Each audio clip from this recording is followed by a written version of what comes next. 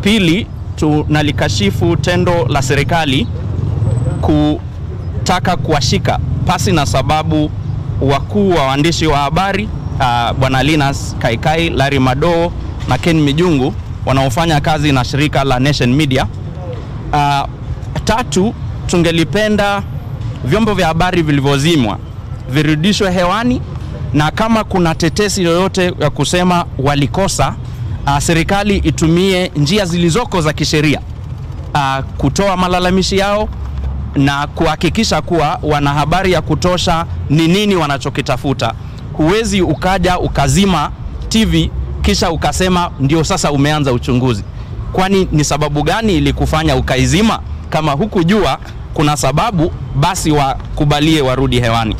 Tatu, tungelipenda kurejelea kuwa waandishi wa habari sio kosa la jinai. Waandishi wa habari hufanya kazi yao kupasha wananchi habari, kuikosoa serikali na kukosoa hata viongozi wengine ambao hawako serikalini.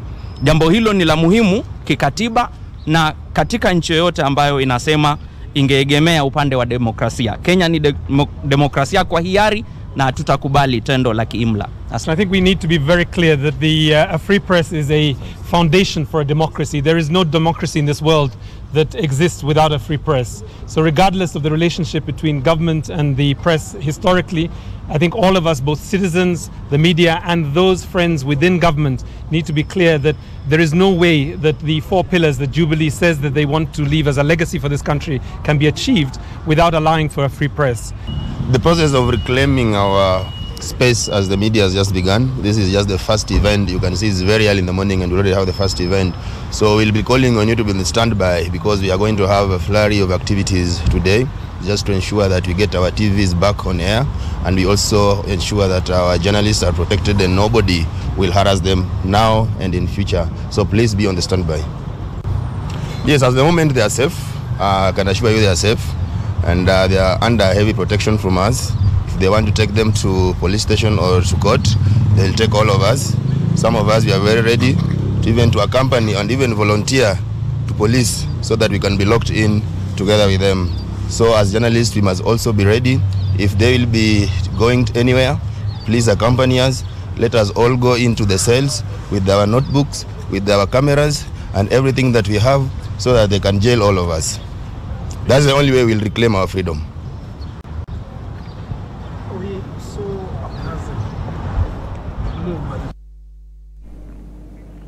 That was Eric Oduor, Secretary General, Kenya Union of Journalists. We also saw Irungu Houghton from Amnesty International and Henry Maina from Article 19, the Executive Director, speaking about what is happening to the media at the moment. Now, they are joined by Okia Omtata, who has moved to the courts to file a petition against the TV transmission shutdown.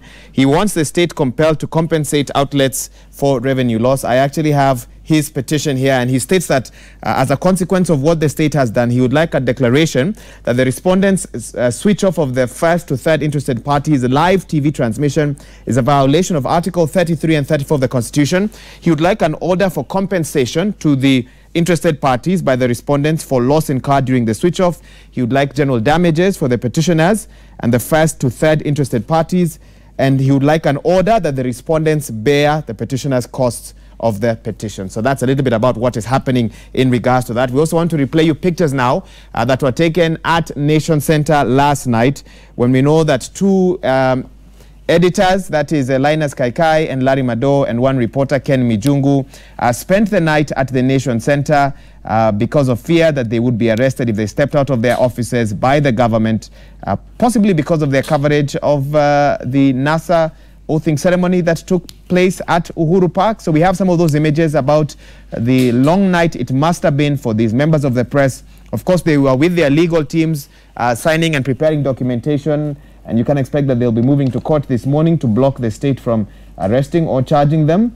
And they were also joined by members of the civil society who came to check on them and to ensure that they are okay, even as they had to spend the night away from the comfort of their homes in their offices after reports came in that there were plainclothes policemen at the entrance and exit of that Nation Center building that is smack within the CBD, that were waiting for them to step out and would then arrest them. All this happening even as we know that Ruaraka Member of Parliament TJ Kajwang was arrested yesterday for questioning over his involvement during Raila Odinga's oathing ceremony as the people's president. And Kajwang is among several other NASA leaders and strategists that were sought by the government, with Interior CS Dr. Fred Matiang'i saying all organizers will be arrested and charged in court. Now, before we switch gears and discuss a different topic in studio, let me take you back to the courts, where Zuya Walter has an update. She's following 3 matters in the courts, one to do with TJ Kajwang, who will be charged this morning, and that should be going on as we speak. Another one regarding a blogger, Cyprian Nyakundi, and of course, Okia Omtata has also moved to court to file a petition against the TV transmission shutdown. Let's listen to the update from Zuya Walter now. Where Kajwang is supposed to, or is expected to be arraigned in court this morning, that is before the Chief Magistrate Court, Francis Andai, and take a criminal plea. As at now, Kajwang, we understand that he's here at the Milimani Law Court basement, but he's yet to appear in court. There are no lawyers. We expect lawyers who are to represent him in this case, lawyers including James Orengo, Jackson Awele, but as of now, there's no one that we've seen. However, the prosecutor is already in court, and we're waiting for the magistrate to enter in the court, so as the plea taking can begin. Now, Wahiga, when the matter comes for taking of the plea, we expect that the lawyers for TJ Kajwang to, after taking the plea, of course, we expect that the lawyers to ask the court to release him on bail. And we don't know whether the prosecution will oppose his release on bail pending trial or not. So we are yet to get more information about that. But what we know is that indeed he's here at the Milimani Law Court basement. Thank you so much, Zuya Walter, for that update and that early update from the courts and just giving us the latest. Let's now switch gears now. The last 2 years have been less than rosy for the banking sector, with over 10 banks shedding off a part of their workforce so as to save costs. National Bank is the latest to join the bandwagon and will lay off at least 150 of its permanent and pensionable employees from today. So while a lot of you are wishing each other happy new month, for these employees of National Bank, it isn't that for them. Workers to be placed on the early retirement scheme are those aged 35 and above and who have served the bank for at least 5 years. Let's now get into the topic of job stability and the human cost of innovation. Joining me in studio to talk about this is Joram Winamo, co-founder, Wild International. And next to him is Caleb Mugendi, who is an investment analyst at Saiton. Can we play some of those graphics now just to let our viewers know what some of the numbers are from the banking sector? Retrenchment in the banking sector. Can we take a look at the first graphic? So KCB, we were not able to get exact figures on how many people have been shed off. Some reports saying 500, others saying 1,000, others talking about voluntary retirement as well. But the numbers are somewhere in between there. Equity Bank, 400 employees, Stanchart, 300 employees, Family Bank, 150 employees as well. Let's stop the graphics for now and come back and just carry on with this discussion as well. Now, just to clarify, those graphics were not prepared by Wild International. Those graphics are from our newspaper and the reports that we've been receiving. The Wild International report is coming after this. So that's just a clarification in case you saw the name there and wondered. No, and the founder is here. He was going to first ask me that that's not my data. So that's why we needed to clarify that. So those first 2 graphics, because National Bank, and maybe I can just read this to you guys, 150 employees. Yeah. Barclays Bank, 130. Sidian Bank, 108 employees. First Community Bank, 106. And NIC, about 32 employees. And we know that there's more than just the numbers that I've read. So let me start with you, Joram. Simple arithmetic shows that banking sector has retrenched about, okay, some numbers here, 7.2% if banks employed 26,076 as of June 2017. So we're looking at a certain percentage of the banking sector in terms of the workforce have gone home. Cause for concern, or is there a bigger story here? I think what we are seeing is probably the after effects of one. We had a very difficult year in terms of the effects of the elections and the politicking in 2017, but that is also coupled with just the whole, the interest rate capping bill that had been passed the year before. I think it was passed amidst a lot of hope that as interest rates come down, we are going to have, increased lending, and particularly SMEs would be able to access credit much cheaper. But the effect has actually been the reverse. So one is that the banks have stopped lending because a lot of them at those rates would not see any profitability if they continued lending at the same rate. And so the only other option they're left with is to cut down on their staff so that they can be able to continue operating.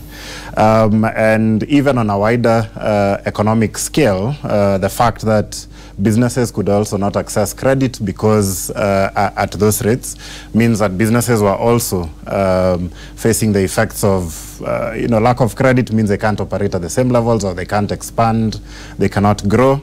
So you also have a lot of businesses cutting down on their staff as well. So the overall economic effect of the interest rate capping coupled with the politicking has been very negative at the end of the day to a lot of business, not just the banking sector, but in effect also the private sector as well. Okay, and we'll be coming to talk about SMEs in just a bit. Caleb, for you, there are those who say that 2017 saw a perfect storm scenario. We have a political season that never came to an end. We are still seeing effects of it in 2018. We have the interest rate cap, which was, the effects of it were then being fully felt in 2017, among other global issues as well affecting the nation.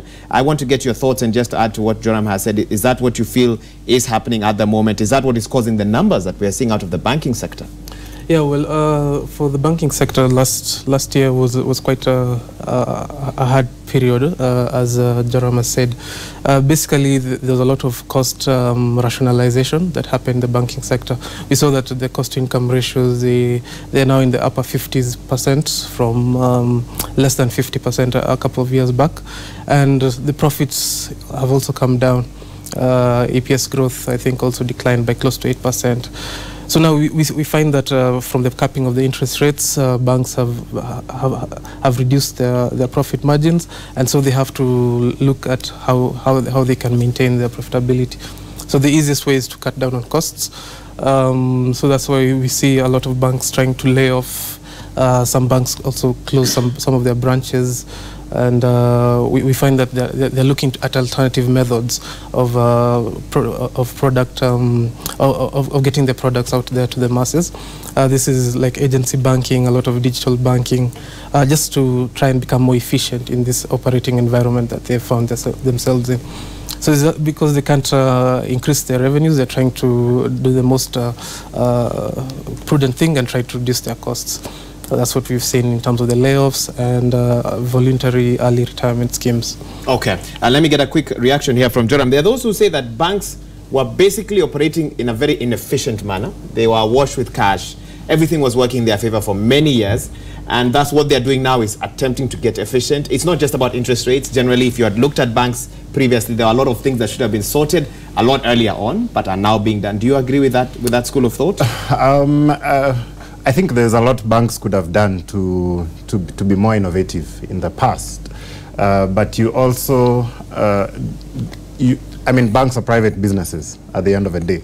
And there's a way in which private businesses operate in terms of setting their profit margins or, their credit scoring so that they can maximize on the capital that they have. And when you have the state coming in to start regulating, how they can do their pricing, of course, right now what they are doing is reacting to a situation that they've been forced into.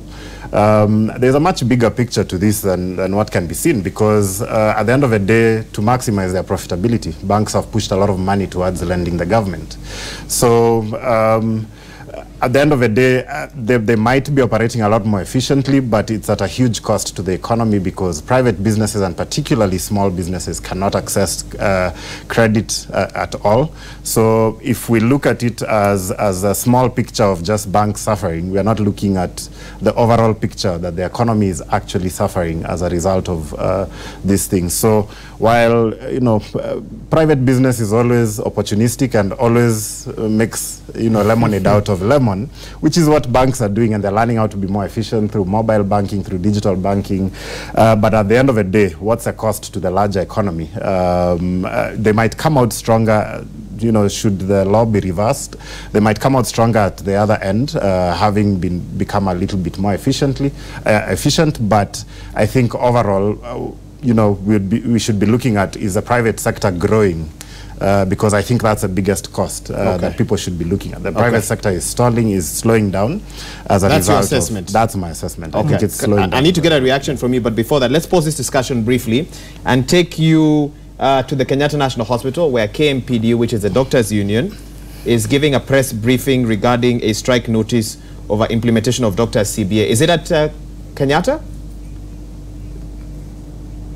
The School of Health Sciences, rather? Yes, let's take you there right now. Of some of these our national referral hospitals for this to happen. So we have given a 14-day strike notice. On 15th of February, that strike will begin unless these things are paid in arrears. And as you know, us, we don't say what we don't do. We had mentioned that we do not want a strike, but we are not incapable of it. And it looks like, I think, some people, either at the Ministry of Education, either at the Ministry of Health, it looks like they want to test whether we can live to our word, and we will surely live to it. So today, it's Thursday, 1st, and we are putting the whole country on notice. Now we have given a strike notice. The law only requires 7 days. We have given them an extra 7 days to ensure that this is sorted out. And we are warning all the vice chancellors at the public universities, let them go to that Ministry of Education, the Department of Higher Education. Let all of this, the supplementary budget timelines are ending next week. They have time to put this in the supplementary budget. Previously, one ambassador was trying to tell the country that these things were not factored for. Indeed, last year, when we were calculating the budget that was passed again by Parliament in February, that included the allowances, all the allowances for doctors, including the lecturers, were there, and I was there. All these people were there, and the Cabinet Secretary for Treasury was there. He is the one who was calculating them. And therefore, where the Ministry of Health and the now ambassador got this statement that the money was not there, we don't know. So we are very clear that this money was budgeted for, and now we want it budgeted for moving forward. The public universities are saying that they will pay the money, but they need to pay it, not just give promises. It's been 1 year. Doctors are suffering. In many other instances, you find that the lecturers are actually teaching students who are earning more than them. This is something that we cannot allow to go on. So thank you very much. And that is our statement. I think Chair can maybe add a few things, and then we can take questions. Yeah, thank you. You want to? Yeah. Okay. Jambo. Thank you. So vile mmesikia ni ya kwamba wale madaktari ambao ni wanachama wa muungano wa KMPDU ambao ni waadhiri wa vyuo vikuu ambao madaktari wanafunzwa, leo hii tumepeana ilani ya siku 14, na kama serikali hawatalipa ile allowances ambayo tulikuwa tumekubaliana katika tarehe 13 mwezi wa March mwaka uliopita, madaktari watagoma, na hizi mahospitali ambazo zinategemea madaktari wetu zitalemazwa kishughuli. Na sisi tunataka kuambia serikali ya kwamba sisi hatupendi kugoma. Si eti tunaamuka tu kila siku ni kugoma, hapana. Tumekuwa tukizungumzia maneno kwa mwaka mmoja sasa, lakini imekuwa kama ni mchezo wa pata potea, ni mchezo wa paka na panya. Serikali wanajificha kwa shimo. Sasa wao wanakuwa kama panya, wanataka sisi tukue paka tuwatafute pale ndani. Hii ni aibu sana. Wao ile tulikubaliana na wakatia sahihi walipe. Kama wangejua hawawezi kulipa, basi wangeje kutia sahihi. Kwa hivyo sisi kama muungano wa madaktari tunasema ni jambo la kufedhesha sana, kwa sababu serikali ya Kenya kila wakati wanatia sahihi makubaliano ambayo hawataki kutimiza. Na sisi tunataka kuwafunza ili wajue ya kwamba ukitia sahihi, ukichukua kalamu ukitia sahihi, lazima ufuatilie na utimize yale umekubaliana na wafanyikazi wenzako. Kwa hivyo wale madaktari ambao ni wanachama wetu wameteseka kwa siku mingi sana. Wao wanafunza madaktari wengine ambao wanasaidia nchi, lakini wao wanalemazwa kimfuko. Wao wanafanya kazi ngumu sana, wao wanatibu wagonjwa, wanafunza madaktari wengine, lakini hawalipwi. Mshahara wao ni duni sana. Wamelemazwa sana. Kwa hivyo sisi want to make it very clear that all medical schools come the 15th of February will remain closed until such a time the government will honor the return to work agreement. And the constitution is very clear that no one should be discriminated in any way. If we agreed that all medical practitioners, dentists and pharmacists shall be paid the new allowances as agreed and signed, then all should be paid no matter where they work, provided they are paid by money from the exchequer. That is their right, and we have a mandate to represent them. They are our bona fide members, and we shall fight for them until they get their justice. And I want to warn the Minister of Health, and we welcome the new Cabinet Secretary, Cecilia Kariuki. We karibu sana madam. Hiyo ni kiti moto, karibu sana. Yule mwenzako alikuwa na pepea namna hii. Sisi tunataka kukuambia tunakukaribisha. Sasa hawa pia ni wafanyikazi wako. The Minister of Education, equally, we know you have been given a budget. And we know in this country, people ask for money to pay workers, but that money is used to do other project things. So you want to put them on notice. That money has been given and we know. And that money belongs to our members who are lecturers in the medical schools. That money must be paid in full within the next 14 days. Failure to which, then you will face the full force of the union, can be due. Na sisi ni wale wa kusema na kutenda. Na wanachama wenzetu ambao wako katika vyuo vikuu Nairobi, Moi, Maseno, JKUAT, KU, huko Pwani, Egerton, pote wamekubaliana, na leo tumepeana ilani kila mahali na wote watagoma. Na let me warn the country, this continuous disagreement and the disharmony in the health sector is not good. If the country is serious on universal health coverage, then equally you must be serious on the issues of human resources, both lecturers and the doctors. Because you cannot achieve UHC if you are still pussyfooting around with the issues of pay of your workers, who you want them to help achieve these objectives. And it is very unfortunate that we have taken this action, but very necessary action, because that is what the government understands. Kwa hivyo sisi tumepeana hiyo ilani na hao madaktari wote watagoma, na sio mzuri serikali wao waendelee kunyamazia hii maneno. Wao walipe hiyo nyongeza, alafu masomo ya madaktari iendelee bila tatizo lolote. Asante sana. Okay, now we can take questions. Yes. Pardon?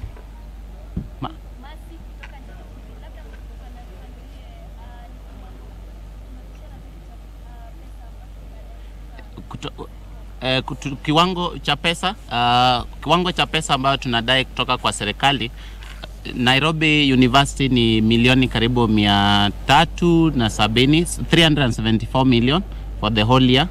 For Moi University, it's coming to 216 million. For all the other universities combined, Egerton, KU, JKUAT, combined, it's about 198 million. So in total, I think that's roughly 800 million in a year. That's the budget, and it was given last year as part of the 4.8 billion that was released by Treasury for these allowances. Na kiwango cha pesa ambacho kila daktari ambao ni mwanahadhiri ama lecturer amekuwa denied is for lecturer it's 70, for professors it's 70,000, and for senior lecturers is 86,000 per person. Sasa ni pesa, sio pesa kidogo, sio pesa kidogo sana, ndio maana ni arrears kutoka last year. Sasa hiyo kuna milioni 800 ambayo ilipeanwa last year. Hiyo pesa ilienda kwa Ministry of Health, hao wakachukua kidogo wakapeana counties, lakini hii ya lecturers inakaa kama kuna ambassador alikalia kidogo.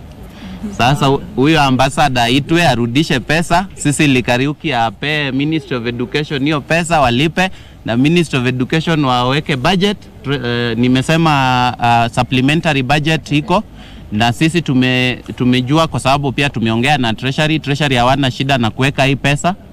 Ni ukora hapa ministries vile chairman alikuwa anasema mchezo wa paka na panya. Kuna shimo mbili, shimo ya Ministry of Education na shimo ingine iko huko afya, Mafia House. Lakini vile ambassador ametoka, hiyo shimo ifungwe. Hiyo kuna shimo zingine hapo, pesa inaenda hapo lakini haiendi mahali, na sisi hatutaendelea kucheza hiyo mchezo. Asante sana. Any other question? About 605 lecturers.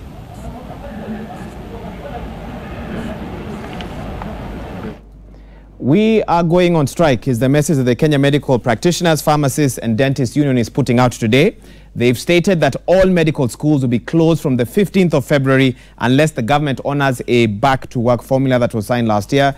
So basically, they've given a 14-day strike notice of allowances. They say that various institutions owe their members allowances. They've given some numbers. They say Nairobi University, 374 million Kenya shillings. Moi University, 216 million Kenya shillings, among others. They took time to talk about the status of the CBA. They were categorical that they know money was budgeted for allowances. Universities say they have the money. Why are they not paying?